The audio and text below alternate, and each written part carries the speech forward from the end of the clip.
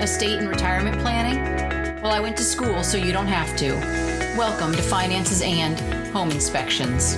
Finances and, in conjunction with Capital Coaching, helps people achieve their financial goals through personal, tailored, and attentive financial coaching services. We create successful financial plans by examining your spending and saving habits and then guiding you and educating you to your own personal success. Coaching services might include evaluation of your spending plan, your budget, building for your savings, financing your retirement, examining your insurance needs, and planning for your individual goals. Please contact me at capitalcoaching.net to make an appointment for a free consultation. Buying a home is exciting and exhausting. One of the most important things you can do as a buyer is to get a home inspection. This is going to help you avoid any unexpected surprises based on structural damage or any hidden flaws. This is not required by law, but having a professional check the home that you're wanting to buy is so important because this purchase will probably be one of the largest you'll ever make. And you'll want to make sure that it's safe and that you have all the information that you need for negotiating with the sellers. This inspection will cost you somewhere between $300 to $600. And if you need things like mold inspection or termite inspection, which are not covered in this general inspection, you might have to pay for that as well. An inspection is going to take approximately 3 to 4 hours, so dress appropriately. You should plan on being there to ask questions and hear what the inspector has to say in the moment. They're going to provide you a written copy along with pictures of any damage they find, but being there is very important so that you are able to ask any questions and hear what they have to say. Inspectors are not required to be licensed, but the majority of them do require a high school degree, an apprenticeship, or 128 to 140 hours of pre-licensing class to become an inspector. Whether you or the seller has to pay for repairs, it's worth every penny for this purchase. This allows you to decide if you want to go through with the purchase of the home based on the damage that is found. Any damage uncovered during this time can be used to create a contingency with the contract. This means that you can walk away from the sale without any financial penalty within a specific window of time. New construction may focus on the foundation that the house will be resting on, and they'll also inspect the structure pre-drywall, and then they'll do a final inspection after being built. The inspector will identify problems like major defects or even minor ones or safety issues. They're going to let you know what should be replaced and what should be repaired, what things you might want to put on your watch list of things that you're going to need to be monitoring. They're also going to be able to provide you with written information when routine maintenance should be done and what's involved in that maintenance. If you are buying your first home, this is especially important. The inspection will include inside and outside observations, which means that they'll be on the roof, and if there's a crawl space, they'll actually be under the house as well. Outside, they're going to look at the exterior walls, the siding, the brick, the stucco, the stone, and they're going to check where the walls make contact with the ground. This is where insects can be a problem, and they're also going to look for pest infestation, but they're not going to be able to help you with identifying the pests themselves, but they can tell you what damage they're seeing. That's why you might need to pay for a separate inspector for that. If they find any, though, you should probably get a pest inspector. The foundation is often mostly underground and so is not really available for a visual inspection. As I said, in new homes, that's a possibility, but obviously once the home is built, that's not as obvious. But they can look for secondary evidence of damage for cracks or settling of this foundation. If you have a garage or a carport, they're going to make sure that the door opens and closes properly. And they're also looking for ventilation so that the carbon monoxide poisoning is not going to be an issue. And so that gap that you see around your garage door, it actually serves a purpose. Some water heaters are also kept in a garage, so they're going to make sure that the water heater is lifted high enough off the floor so that any gas fumes don't spark its flames. Roofs are often culprits of needed repairs because, let's face it, we don't really see it very often. You can also find poor installation, missing shingles, broken gutters, or downspouts, and those are all areas that leaking is a concern. Where the roof comes into contact with the chimney, any venting pipes or skylights also need to be checked carefully as well.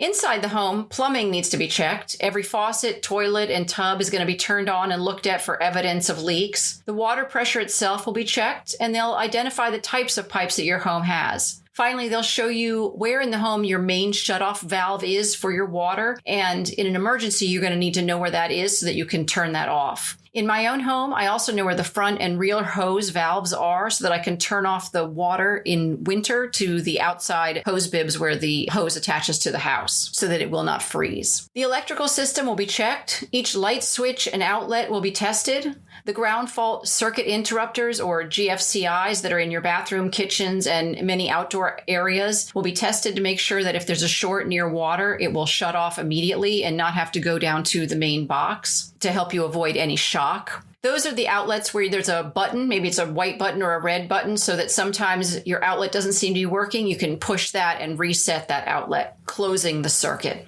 The electric panel will also be checked where the home's breakers are, and this is sort of a GFCI for the whole house. It's going to cover many outlets at once, preventing any fires or electrocution. Your water heater will be checked. They're going to look for how old it is. Is it properly installed? Is it secured to the floor properly? They're going to also let you know how much time is left on some of these major appliances, because these items will start to add up cost-wise in an older home within a few years if you need to be replacing them or updating them. They'll check the kitchen appliances, but sometimes they aren't really part of the inspection, so make sure you know if there's anything they're not checking so that you can have those checked yourself or check them yourself. The laundry room should be properly vented. Dryers and lint can build up, which is a fire hazard. Another great thing to make sure that that is inspected as well. An attached garage is going to have a fire-safe wall and door into the home, so do not cut a hole into that door for, say, your pet door. All the smoke detectors will also be checked for working properly. Bathrooms are checked for leaks, mildew, and ventilation. A bathroom without windows or fans can easily start to grow mildew, and in this wet environment, the wood itself can start to warp or buckle as well. Inspectors generally don't check inside fireplaces, inside pipes, inside sewer lines, inside walls, or behind electrical panels, but they will alert you if they think there is a reason to have any of these additionally checked out. Now that you know the condition, what do? Well, if it's going to be too costly or significant for you to fix, you could walk away if you have the inspection contingency plan. You could ask the seller to fix these things for you. You could ask them to reduce the asking price of the home, or ask them to give you a cash credit so that you can fix them with their money. This is why you want to make sure that you're spending the money on an inspection, because your peace of mind is going to be immense if they find nothing wrong, or if they do find things wrong and you have the ability to negotiate to have that work done. Sometimes the home is bank owned or is being sold as is. This is another reason to absolutely know what you're getting. This way you can plan the costs into your purchase. Even though they're selling it as is, you have the opportunity to have the home inspected so that you know what the condition of the home is. During inspections, please ask questions. Understand what you're getting. Don't feel bad about asking questions. You're not supposed to know everything about the working conditions of a home. The inspector is, so they're happy to answer them. You're going to want to make sure that you're recording any advice they offer you for future referral. And you're going to want to hear a lot of details, especially if this is your first home. Take notes and just listen carefully to what they're telling you. So what are some of the big mistakes that people might make during this period of time? Bankrate suggests that there are 5 inspection mistakes that you need to avoid. First of all, research your inspector. They should be licensed, experienced, have good reviews. You can also ask them, how long have they been doing this? How many inspections have they done? Make sure that you can be there at all times. If for any reason they act as though they're not going to want you there, that should cause some suspicion for you. You can also ask them what certification they have and what training they have. The past president of the American Society of Home Inspectors stresses that they should be able to educate you properly on the home maintenance of the home you're about to buy, so be sure and choose wisely. Some people actually don't attend the inspection, and this is a big mistake. There are actually inspectors who are going to turn down work if the buyer isn't going to attend. It's that important. If the inspector doesn't want you to be in the room or have you follow them around, this is a red flag, and you might want to reconsider who you're having inspect the home. Make sure that you read the report that they give you. When they're doing the walkthrough, they're going to talk to you about all the things they see, but they're also going to eventually provide you a written record of everything that they found in their inspection. Read through it. This is a full record of their efforts and what's going to be needed for your new home. We've been talking about what the buyer has to do today, but as the seller, you might very well want to choose to get your home inspection done before you start to put your house on the market. That way you can rectify any possible objections to your price. This pre-sale inspection will help alert you to any repairs you may need. The reality is, if you correct anything an inspector finds ahead of time, you can shop around for good pricing instead of trying to hurry up and get it fixed before this home is sold. And you're going to make your property more appealing to a buyer so that you can have the negotiating power versus the purchaser.